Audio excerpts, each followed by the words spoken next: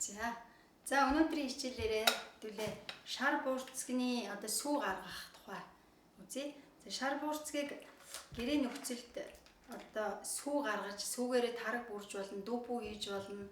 За мөн сүүгээ ингээд ангаар нь одоо хөөрүүлж ууж болно. За бас шар буурцгийн сүүтэй цай чанж ууж болно. Гэх мэтлэн сүү орлуулах одоо бүх төрлийн одоо боломжийг шар буурцыг биднэрт олгодог.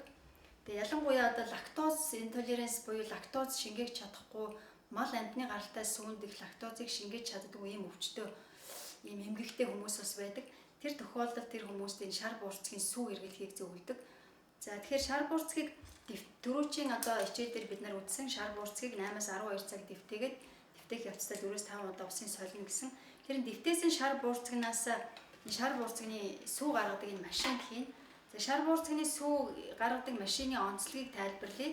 Энэ бол өөрөөсөө ийм тэнтэй буюу өөрөөр хэлбэл буцалгаж хөөрүүлнэ гэсэн үг. За энэ машины бас нэг давуу тал бол энэ одоо үрлэн байдалтай байгаа энэ шар буурцгийг буталж задлах зорилттой ийм хутгатай байдаг. За ингээд хутгаараа ингэж бутлангаа буцалгадаг. За нөгөө хөөрөлт дэврэлтээ сэргийлсэн ийм автомат ийм тохируулгатай мэдрэгчтэй. За ингээд шар буурцгийн уургийн сүү хэдүүлээ гаргаж үзүүлье. Тэгэхээр энэ машины одоо бас нэг онцлог юм бол хэрвээ одоо таны авсан машиныг одоо хэр зэрэг хэмжээний сүү ус хийх юм болоо гэж бодож байгаа бол энэ дээр ингээд машин дээр заагаад өгсөн байдаг. Энэ савн дээр нь хамгийн усны хамгийн доод түвшин, хамгийн дээдлийн түвшин гэдэг ийм хоёр түвшин байгаа. Тэгэхээр дээд болон доод түвшингөөс дээш нь буюу доош нь илүү гарахгүйгээр яг энэ хоёрын хооронд усаа тохируулж хийх хэрэгтэй байдаг. За энэ бол ойролцоогоор 1 литр сүү гардаг энэ одоо машинаар сүү гаргахад. За ингээд сүүний өтгөн шингэнийг та өөрөө хүснээрээ тохируулах боломжтой байдаг. Тэгэхээр хэрвээ та их хэмжээний сүү шар буурцыг хийх юм бол одоо өтгөн сүү гарна гэсэн үг. Багахан шар буурцыг хийх юм бол одоо шингэвтер сүү гарна гэсэн үг. Тохируулаад одоо яг тохирсон сүү гаргая. Одоо Монгол малын сүүний одоо дундажны тохирсон тослогтой сүү гаргая гэж бодох юм бол энэгээр нэг 3 халбагтай энэ айлуудад байдаг юм халбаг байна тий. Одоо шүл хутгадаг энэ ямар дурын юм халбаар 3 хийж болно. Хэрвээ та тараг бүрэх гэж байгаа бол энэ халбаар 4 хийгээд сайхан өтгөн тараг болох боломжтой тийм сүү гардаг. За ингээд энэ шар буурцгийн машины одоо ёроолоор 1.5 юм уу 2 хуруу орчим зайтай харагдаж байна тийм ээ. Энэ шар буурцыг ингэж харагдаж байна. За ингээд шар буурцгаа ингэж тохируулж хийгээд за дээрэс нь усаа хийн. За зүгээр шүүсэн ус байж болно, крантны ус байж болно, цэвэр ус байж болно. За ингээд усаа хийгээд шар буурцгийн сүүний машины чинь энэ одоо энэ нөгөө их бие дотгошоогоо орохоор сүү усны түвшин жоохон дээшлүүлдэг учраас яг хүссэн юунаасаа бага зэргийн доогуур усаа хийж байна. Хүссэн түвшинээсээ. Тэгэхээр одоо яг таны хүссэн түвшинд хүрч шар буурцгийг сүү гаргаж жоохон нэмчихнэ. За ингээд шар буурцгийн сүү гаргахад ингээд бэлэн болсон сүү одоо шар буурц ус шар буурцэг хоёрынд орсон байгаа. За энэ машины одоо машин болгон өөр ингэсэн өвөрмөц онцлогтой байдаг үйлдвэрүүд янз бүрийн ийм ажиллагаануудыг бас санд болгодог. Шар буурцгийн сүү гаргахаас гадна энэ бол жишээлбэл буурцгийн юуны будааны сүүнүүд цутангууд гаргана гэсэн пункт заавартай байна энэ тий. За олон төрлийн шашны сүү мөн одоо жимс ногооны одоо шүүс гаргах бас зорилттой байж болно. За жишээлбэл үзэмний шүүс байна, чавганы шүүс байна тий. Энэ үзэм чавганы шүүсийг энэ машинаар хийж гаргах маш сайхан юм өтгөн шүүс гардаг. За ингээд энэ одоо тохирох товчны алийг одоо дарахаа ингээд тохир сонгоод тогон залгаад ингээд шар буурцгийн сүү гаргах ажиллагаа эхэлнэ. Энэ машин ойролцоогоор нэг 15 минут орчмын дараа сүү гаргаад энэ хоорондоо шар буурцгаа бутлаад сүү гаргаад дохио сигнал дуурдаг. Энэ сигналын дуурахаар машинаас салгаж авахд хөөрүүлсэн сүү гарна. За одоо ингээд хэдүүлээ шар буурцгийн сүүгийнхаа машиныг ажилуулж сүү гаргая. За ингээд шар буурцгийн сүү 15 минутын дараа бэлэн болсон байна. Ингээд та бүхэн харж байгаа энэ шар буурцгийн сүг хөөрөөд хав халуун хөөрсөн сүг бэлэн боллоо. За хөөрсөн сүг энэ дотроо одоо шаар гэж нэрлэгддэг одоо өөрөөр хэлбэл шар буурцгийн гадна талд байгаа нэг эслэг хэмээх уустдаггүй бодисууд нэгдлүүд бас энэ дотор байж байгаа. Энэ чигээр нь ингээд энэ сүг шууд аяглаад ууж болно. Яг жоохон баг зэрэг амтлаа гэвэл бурам юм уу жоохон давс хийгээд амтлаад ууж болно. За эсвэл би одоо өнөөдөр та нарт ямар арга заах гэж байна гэхээр шар буурцгийнхаа сүг шаарнаас нь одоо тусгаарж аваад тхийн тулд бид нар тийм нарийн шүүлтүүр хэрэгтэй. Цайны нарийн шүүлтүүр байдаг тийм ээ. Айл болгонд байдаг. Тэгэхээр энэ цайны нарийн шүүлтүүр дээрээ шүүхээр шаар нь гарна. За шаарыг ингэж гаргаж сүүнээс нь ялгаж авахын тулд сайн гэж сүүгээ хутгаад энэ шүүлтүүр дээрээ.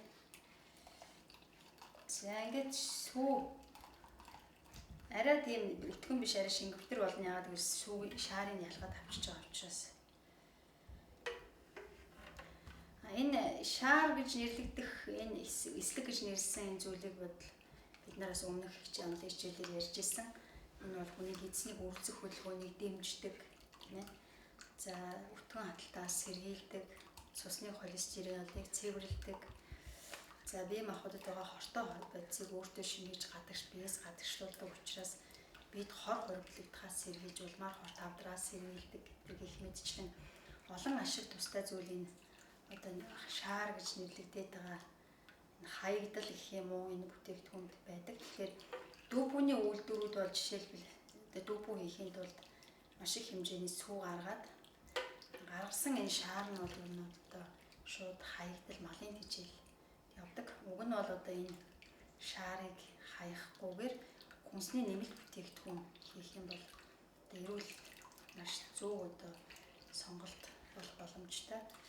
Тэгэхээр одоо шаар ингээ харж байна тийм ээ, юм нэлээ юм өтгөвтөр юм бие бүтцтэй байна. За энэс сүүгийн нэлээ сайн ингээ шахаж авал авсны дараа хэрэв үе мөчний өвчтөй хүмүүс, нуруу өвддөг хүмүүс энийг халуун бүлээнээр нь одоо биеийг арай түлчихгүй байдалтай болгож ингэж баг зэрэг хөргөөд зөөгшүүлээд тийм ээ сэврээгээд гэсэн үг. Тэгээд тэр өвдөж байгаа газараа ингэ тавихад бол өвчин намддаг. Ялангуяа одоо яс ургасан нуруунууд өвдөж байгаа нь хурц өвдөлттэй үеийг бол их сайхан намжаадаг юм ач тустай зүйл байгаа. Зарим сувиллуудад одоо энийг ийм байдлаар физик хэмжлэнд хэрэгжилж байгаа.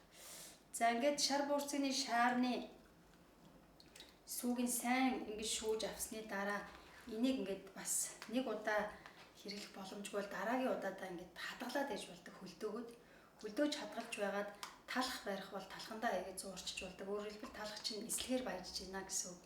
Хар талах иддэгтэй адилхан тийм ээ.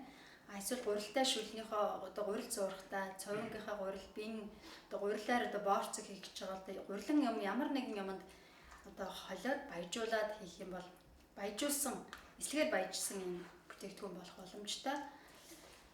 За нөгөө нэг зүйл нь болохоор бид нар өнөөдөр та бүхэнд заах гэж байгаа шар буурцгийн ингээд сүг гаргаж авсны дараа шаараар бас хайлмаг хийх боломжтой байдаг. Тэгэхээр монголчууд бол хайлмаг нь их дуртай тийм. Тэгэхээр одоо цагаан эдний хайлмаг бол маш их юм тос ихтэй, өрмөөртэй, өргөний цөвөр хийдэг учраас нэлээд юм тостой одоо бас хүмүүс тэр болгон шингээж чадахгүй. Ялангуяа одоо хоол босруулах хэрэгтний асуудалтай, элэг цус нойр булчирхан асуудалтай, хотоодны асуудалтай хүмүүс бол бас сайн идэж чаддаггүй. Тэгэхээр шар буурцгийн энэ хайлмгийг бол харин одоо дан ургамлын гаралтай бүтээгдэхүүнээр хийж байгаа учраас тийм хурц биш байдаг, их зөөлөн байдаг. Гэхдээ яг одоо амтагдах байдал, үднүүдэнд харагдах байдал нь бол Монгол хайлмагтай адилхан байдаг. За тэгэхээр бид нар өнөөдөр энэ нөгөө шар буурцгийн хайлмгийг хийцгаана. За тэгэхээр энэ гарсан сүү байна. Энэ сүүг бол та нар харж байгаа энэ бол маш сайхан өтгөн сүү байна. Энийг ингэж шууд уух, эсвэл одоо смути хийж болно, тараг бүрж болно. За нэг дүүбүү хийж болно, тийм. За сүдээ цайнаас өксүүлээд банштай цай одоо сүүгээр сүүг бүх талаар оруулах боломжтой байдаг. Энэ бол одоо дэлгүүрт худалдаалагдж байгаа сүүнээс 1 литрийн өмнө хямдхан байдаг гэдгээрээ бас их эдийн засгийн ач тустай.